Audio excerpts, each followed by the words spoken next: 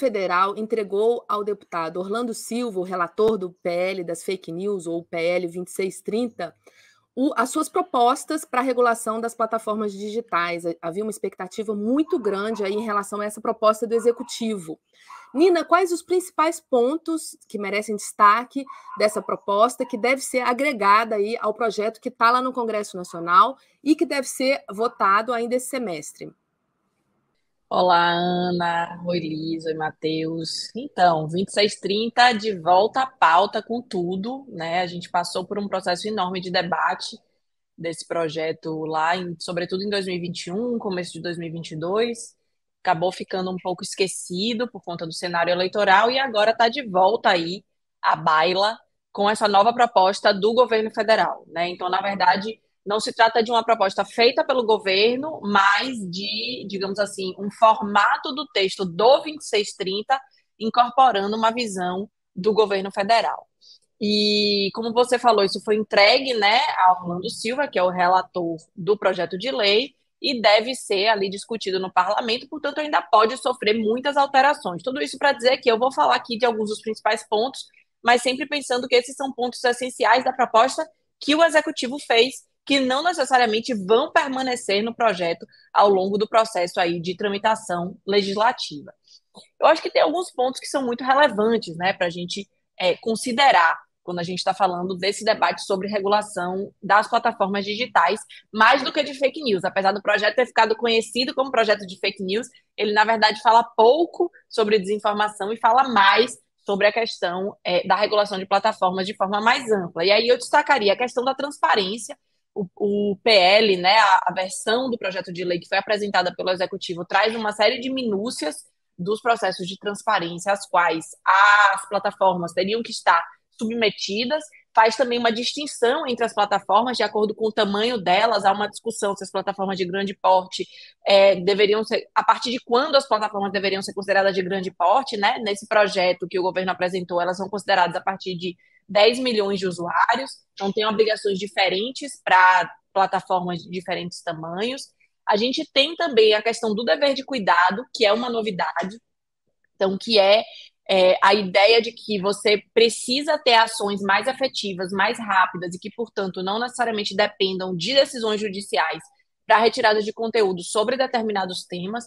Isso é uma discussão muito grande que tem sido feita porque ela afeta o artigo 19 do Marco Civil, né, que estava em debate, né, esteve aí em audiência pública no Supremo Tribunal Federal alguns dias atrás, uma semana ou 2 semanas atrás. Então, é um debate bastante forte, o governo incluiu alguns tópicos aí, eu não vou citar todos aqui, porque a gente tem uma matéria completíssima sobre dever de cuidado lá no site do Desinformante, mas eu vou destacar apenas um, que são os crimes contra o Estado Democrático de Direito. Essa já era um debate que estava sendo feito desde o 8 de janeiro, da tentativa de golpe, né, do 8 de janeiro, e que ganha forma aí nessa proposta de que os conteúdos contra o Estado Democrático de Direito fossem considerados como uma das exceções que deveriam ser tratadas diretamente pelas plataformas, sem necessariamente depender de ordem judicial. E aí eu vou voltar a isso um pouquinho mais à frente, num outro ponto, que é a tal entidade autônoma de supervisão. Mas vamos lá. Tem um terceiro ponto, né? O primeiro foi a transparência, o segundo foi o dever de cuidado, o terceiro é a questão da imunidade parlamentar, que na verdade deixa de ser imunidade parlamentar. Na versão anterior do PL 2630, tinha essa previsão de que os parlamentares tivessem essa proteção, né, digamos assim, uma proteção quase que absoluta do seu discurso em mídias sociais, como tem dentro do parlamento, e tinha um medo muito grande de como é que isso seria colocado na prática, dado que, se a gente olhar para os últimos 4 anos, atores políticos foram os principais disseminadores de desinformação. Então, se as plataformas não pudessem fazer nada sobre isso, simplesmente porque eles têm imunidade parlamentar, parecia um cenário um pouco complicado. O que esse projeto traz me parece uma junção interessante. Ele, ao mesmo tempo, diz que os conteúdos postados por pessoas eleitas devem estar sujeitas às mesmas políticas de moderação, portanto, uma postagem que claramente tenha uma desinformação que esteja contida, esteja prevista nas regras de uso da plataforma, mesmo que seja postada por um parlamentar ou por uma parlamentar, ela pode ser retirada, mas há uma proteção específica para as contas dessas pessoas eleitas, porque de fato são pessoas que ocupam cargo público, né, que tem, em teoria tem um interesse público que paira sobre elas e que, portanto, essas contas estariam protegidas. Então, me parece que fez uma junção interessante aí dessa proteção necessária aos agentes públicos, mas, ao mesmo tempo, a garantia de que a gente tenha políticas efetivas de combate a conteúdos danosos. Um outro ponto é a questão da remuneração do jornalismo, que é um ponto que ainda é muito controverso. Já estava previsto também no PL anterior, mas agora ele vem junto com outros tipos de conteúdo. Então, tem a ideia de que é necessário discutir uma forma de remunerar o jornalismo a partir das plataformas digitais, mas também remunerar outros tipos de conteúdos, como áudios e vídeos sob demanda. Então, acaba, do meu ponto de vista, criando uma certa confusão aí sobre uma discussão de direitos autorais, né, que talvez abranja todos esses tipos de conteúdo, mas uma discussão de interesse público que me parece que é bastante específica do jornalismo. Tem isso aí a ver como é que isso vai soar e, né, ser discutido ali no plenário da Câmara. O último ponto, e que eu acho que é o ponto central, é a ideia de uma entidade autônoma de supervisão. Esse projeto apresentado pelo Executivo, ele aponta em diversos momentos para essa entidade que seria responsável tanto por estabelecer regras, quanto por estabelecer sanções, processos de fiscalização. Então, ela seria, digamos assim, um centro que coordenaria a forma de implementar vários dos artigos que estão colocados nesse projeto de lei. A questão é que esse projeto de lei não cria essa entidade. Até por um problema de procedimento, o Executivo não poderia, né, propor a criação de um órgão nesse mesmo projeto de lei. Então, essa entidade ela não é criada. Então, a gente tem um projeto de lei que aponta para uma série de questões que precisam de uma forma de implementação a partir de um órgão que ainda não existe hoje. Esse é que é o ponto que me parece mais crítico, né, de ser debatido, inclusive em relação ao dever de cuidado. Porque para que as plataformas possam pensar, para que a gente, ou melhor, para que a gente possa exigir, né, que as plataformas retirem determinados conteúdos sem decisão judicial, é necessário que alguém estabeleça que parâmetros são esses. A gente não quer deixar na mão das plataformas para que elas decidam o que é, por exemplo, um crime contra o Estado Democrático de Direito. Então, eu acho que tem um ponto essencial que esse projeto do Executivo deixa muito claro, que é que nós temos a necessidade de criar esse órgão, que seria um órgão regulador, para cuidar desses temas de regulação de plataformas digitais. Acho que a proposta do Executivo aponta para isso, mas não cria efetivamente esse órgão. Então, eu acho que é necessário aí a gente estar de olho nesse PL, como é que ele vai tramitar, mas estar de olho também nos próximos passos que com certeza serão necessários para que esse PL seja de fato efetivo e tenha de fato resultado. Muito bom, Nina. Ponto a ponto, a gente tem tudo sobre essa proposta do Executivo lá no nosso site, desinformante.com.br. E também para a gente começar a ficar mais familiarizado com esses termos, entender em que eles implicam, né, na nossa vida, no nosso uso das redes sociais, a gente começou também uma série que se chama Regulação de Plataformas, uma especial regulação. E a gente começa essa série exatamente com o dever de cuidado, que é um dos pontos que a Nina levantou, e que a Liz desenvolveu uma matéria bem bacana para a gente. Conta mais, Liz. Oi, Ana, oi, Nina, oi, pessoal. Isso mesmo, né? A gente a temática de regulação de plataformas está na boca de todo mundo e a gente precisa entender alguns desses termos que vêm, né? Como a Nina já disse, nessa nova proposta do governo existe o termo dever de cuidado. Mas o que seria isso, né? A gente fez uma matéria explicadinha lá no site. O dever de cuidado é um princípio jurídico que parte lá do direito civil, então não surge necessariamente com as plataformas digitais.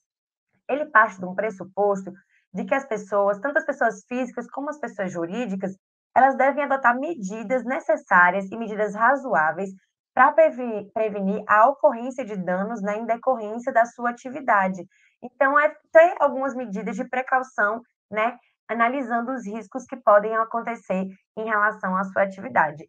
No PL 2630 agora, né, com essa proposta do governo, mas também em outras regulações pelo mundo, a gente já vê esse dever de cuidado não em um ponto específico. Acho que é importante deixar claro, o dever de cuidado não é uma medida específica, e sim um conjunto de medidas que buscam diminuir esses riscos, né? Elas podem vir a partir da transparência, a partir de outros fatores, mas principalmente quando a gente fala mais disso, está um pouco ligada à regulação, à moderação de conteúdos. Como a Ina comentou, né, nesse novo PL, nessa nova proposta do Executivo, existe um artigo que fala da necessidade das plataformas atuarem de forma diligente e num prazo hábil e suficiente para prevenir ou mitigar, né, as práticas que são ilícitas nos seus serviços, de acordo com eles, né, nessa necessidade de remover, de moderar esses conteúdos que contêm crimes contra o Estado Democrático de Direito, crime de terrorismo, crimes, né, contra crianças e adolescentes, incluindo aí o ECA.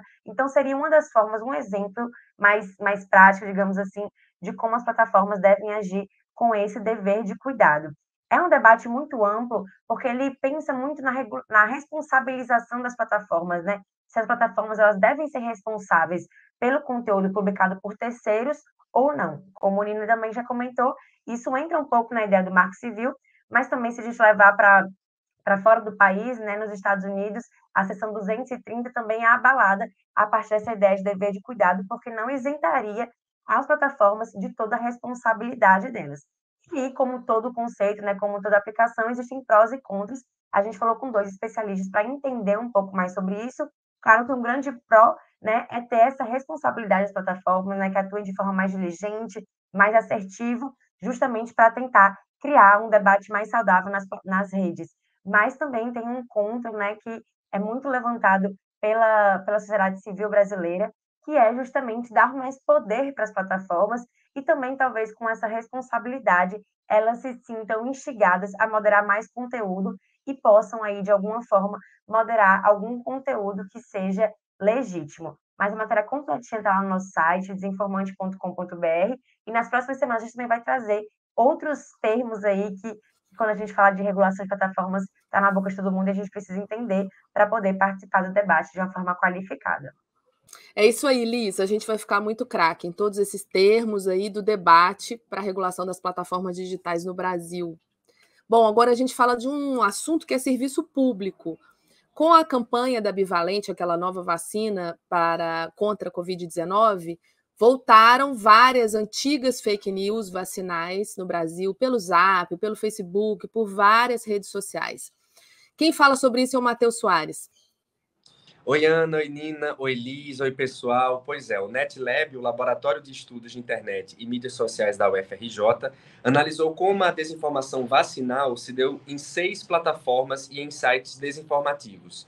Eles analisaram o WhatsApp, Telegram, Facebook, Instagram, Twitter e TikTok. O mapeamento começou um dia antes da campanha vacinal, no dia 26 de fevereiro, e se estendeu até o dia 21 de março. O que os pesquisadores identificaram foi que o Twitter foi o campeão de desinformação vacinal, com 323 mil tweets sobre o tema. Porém, os pesquisadores identificaram que os aplicativos de mensageria, apesar de não terem tantas mensagens e informações como o Twitter sobre o tema, se destacaram porque conseguiram manter em alta o debate durante a campanha vacinal. No WhatsApp, circularam mensagens que negaram a eficácia da vacina, com base em falsos estudos internacionais e conteúdos que afirmaram que as vacinas causam infartos e mortalidade infantil. Já no Telegram, a pesquisa destacou os grupos que compartilharam teorias da conspiração sobre a vacina como um plano de controle populacional, dizendo que o governo tinha o objetivo de reduzir a população mundial por meio do uso da vacina bivalente. Já no Facebook, Instagram, Twitter e TikTok, a circulação dos conteúdos sobre vacinas teve um pico no dia 27 de fevereiro, que foi quando o presidente Lula se vacinou. Nesse dia, houve esse pico, né, com muitos conteúdos, com muitas informações, questionando se o presidente, de fato, se vacinou ou não. Por fim, o estudo também traz o papel de sites e blogs de desinformação, chamados de junk news, né, conhecidos por entregar trivialidades, negacionismo e desinformação. Esses veículos foram responsáveis por levantar narrativas falsas de danos cerebrais e cardíacos, ambos negados, né, pela Organização Mundial da Saúde. É importante lembrar que a vacinação bivalente contra a Covid-19 continua. No último dia 1º de abril, o Ministério da Saúde ampliou o calendário vacinal para pessoas com comorbidades. A ministra da Saúde, Nízia Trindade, alertou que as fake news que questionam a segurança das vacinas são, abre aspas, uma ação criminosa. Segundo ela, essas práticas têm efeito de tanto gerar terror na população, quanto também impactar na baixa cobertura vacinal. Mais informações você acompanha na matéria produzida pela nossa colega Liz e está lá no site do Desinformante, www.desinformante.com.br. Ana? É isso aí, Matheus. Pelo amor de Deus, né? A essa altura do campeonato, desinformação vacinal, se a pandemia cedeu, se a gente está na situação que a gente está hoje, é graças à vacina, né? Então, por favor, chegando à idade de cada um de vocês, vamos vacinar. Papo Desinformante fica por aqui. Semana que vem a gente volta. Obrigada a vocês que participaram, obrigada pela audiência. Desinformante BR no Twitter, no Instagram, nosso site desinformante.com.br. Até semana que vem. Tchau!